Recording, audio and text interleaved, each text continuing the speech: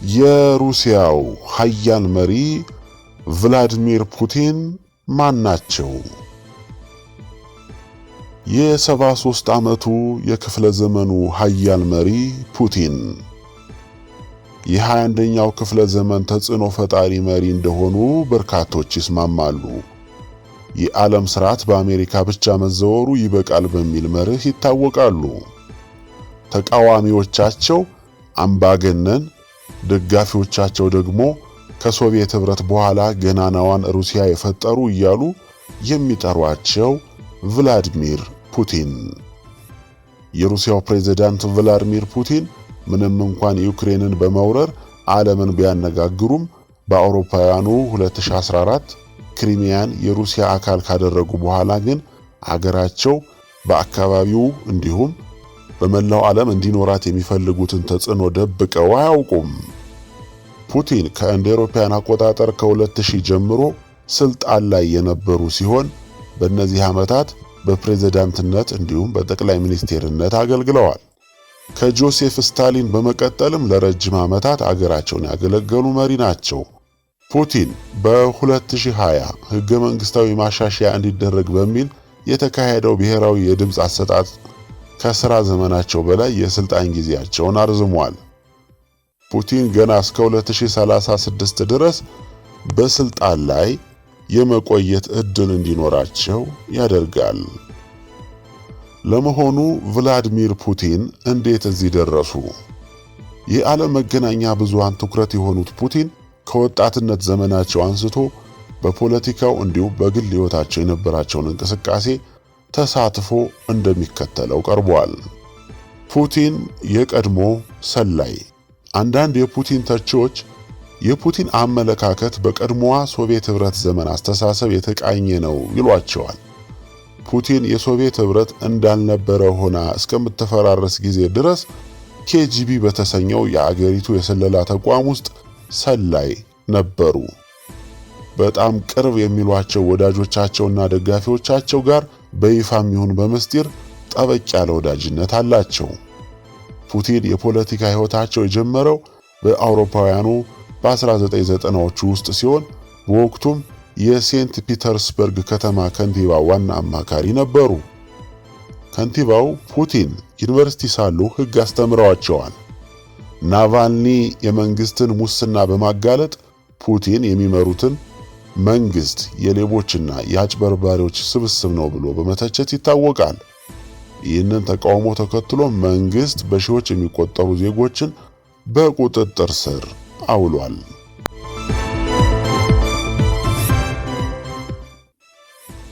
ፑቲንና ከባድ የልጅነት ጊዜ።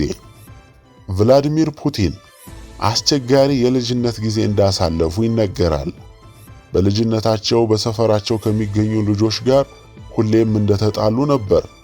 ይህንን ተከትሎ ነው ራሳቸውን ለመከላከል በሚል የጁዶ ስፖርትን በልጅነታቸው መማር የጀመሩት። የክሬምሊን ድረገጽ ላይ በሰፈረ አንድ መረጃ መሰረት ፑቲን ገና ታዳጊ ሳሉ ነበር የሶቪየት ኅብረት የስለላ ተቋም ውስጥ መስራት ይፈልጉ የነበረው። ከ15 ዓመታት በፊት የሌኒንግራድ ጎዳና አንድ ወርቃማ ሕግ አስተምሮኛል። ፍልሚያው የማይቀርልህ ከሆነ የመጀመሪያውን ቡጢ ሰንዝር የሚለው በማለት ፑቲን 2015 ላይ ተናግረው ነበር። የቭላዲሚር ፑቲን የቤተሰብ ሁኔታ። ፑቲን በርካታ ሚሊዮኖችን የሚያንቀሳቅሱ ወዳጆች ያሏቸው ሲሆን ራሳቸውም ቢሆን ቀላል የማይባል ሀብት እንዳላቸው ይነገራል። ነገር ግን የቤተሰቦቻቸውንና የራሳቸውን ገንዘብ ነክ የሆኑ ጉዳዮች በከባድ ምስጢር ነው የሚይዙት። ፑቲንና ባለቤታቸው ሊዩድሚላ ከ30 ዓመታት ትዳር በኋላ የተፋቱ ሲሆን ሊዩድሚላ በሥራ ፍቅር የሰከረ ሰው ነው ስትል ፑቲንን ገልጻቸው ነበር። ሮይተርስ የዜና ወኪል እንደሚለው ከሆነ የፑቲን ሴት ልጅ የሆነችው ካታሪና በሞስኮ ስቴት ዩኒቨርሲቲ በከፍተኛ የኃላፊነት ቦታ ላይ ትገኛለች። ሩሲያ ውስጥ ከፍተኛ የሰብአዊ መብት ጥሰት እንደሚፈጸም በርካቶች በተደጋጋሚ የሚገልጹ ቢሆንም የሀገሪቱ መገናኛ ብዙሃን ግን እዚህ ግባ የሚባል የሕዝቡን ጥያቄዎች የሚያስተጋቡ ዘገባዎችን ሲሰሩ አይስተዋልም። አሁን ሩሲያ ዩክሬንን መውረሯን ተከትሎ አብዛኛው ሩሲያዊ ምን ያስባል የሚለው ለበርካቶች ግልጽ አይደለም። ነገር ግን ህዝቡ ደገፈውም አልደገፈውም ወረራው ተጀምሯል። ሁሉም አይኖች ወደ ቭላዲሚር ፑቲን ሆነዋል።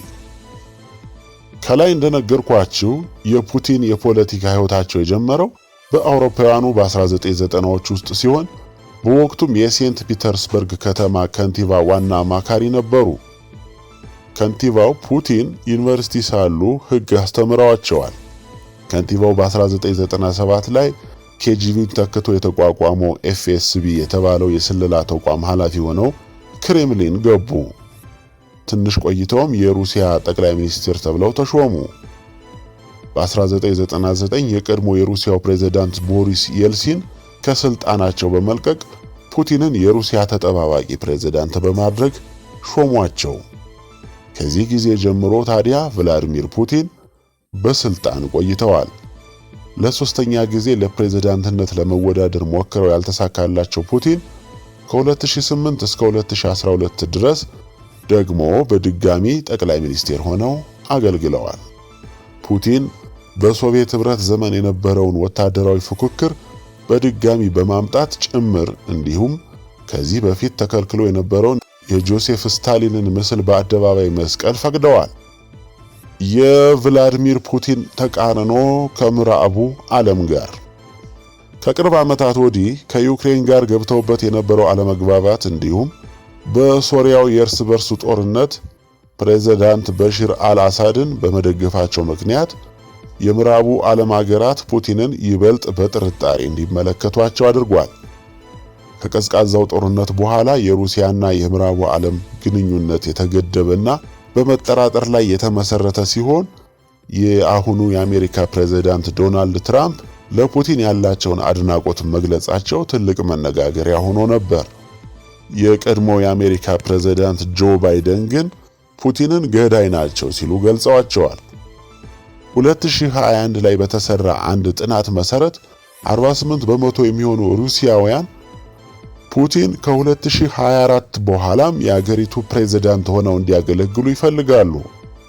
ምንም እንኳን በርካታ የምዕራቡ ዓለም መሪዎች ይህንን ያክል ቁጥር ያለው ደጋፊ ማግኘት ቢከብዳቸውም ሩሲያውያን ግን አሁን ካለው ሁኔታ አንጻር የተሻለ አማራጭ የለንም ብለው ሊያስቡ ይችላሉ። ፑቲን አገሪቱ የተረጋጋችና ሰዎች ሰርተው መቀየር የሚችሉባትን ሩሲያ መፍጠር ችለዋል። በስልጣናቸው ወቅትም ከፍተኛ የሆነ መካከለኛ ገቢ ያለው ህዝብ መፍጠር ችለዋል። ቭላዲሚር ፑቲንና የአገር ውስጥ አለመረጋጋት። በእድሜ ገፋ ያሉ ሩሲያውያን ከሶቪየት ህብረት ውድቀት በኋላ ፑቲን ምን አይነት ለውጦችን እንዳመጡ ስለሚያውቁ በደንብ ይደግፏቸዋል። ነገር ግን ሌላ መሪ አይቶ የማያውቅና አዲስ እየመጣ ያለው ወጣቱ ትውልድ ለፑቲን ያለው ድጋፍ እምብዛም ነው። ከባለቤታቸው ሉድሚላ ጋር ከ30 ዓመታት ትዳር በኋላ በ2013 ለአውሮፓውያን አቆጣጠር ተፋተዋል። ሉድሚላ በአንድ ወቅት የቀድሞ ባሏን ቭላዲሚር ፑቲንን ስትገልጸው ፑቲን በስራ ፍቅር የሰከረ ሰው ነው ስትል ገልጻቸው ነበር። ከባለቤታቸው ሉድሚላ 2 ሴቶች ልጆችን አፍርተዋል። አንደኛዋ ማሪያ ቮሮንተሶቫ ስትሆን የትምህርትና የንግድ ሰው ናት። ሁለተኛዋ ደግሞ ካታሪና ቲኮኖቫ ስትባል እሷ ደግሞ የምርምር ፋውንዴሽን ኃላፊ ናት። የህግ ምሩቅ፣ የኬጂቢ ሰላይና የሴንት ፒተርስበርግ ከተማ ቁልፍ መሪ የሩሲያው ፕሬዝዳንት ቭላዲሚር ፑቲን የሩሲያ ኦርቶዶክሳዊት ቤተክርስቲያን ልዩ ፍቅር እንዳላቸው ይገለጻል የሚሉት ስለ ፕሬዝዳንቱ የህይወት ታሪክ ከተጻፉት በርካታ ጽሑፎች ያገኘናቸው መረጃዎች ናቸው።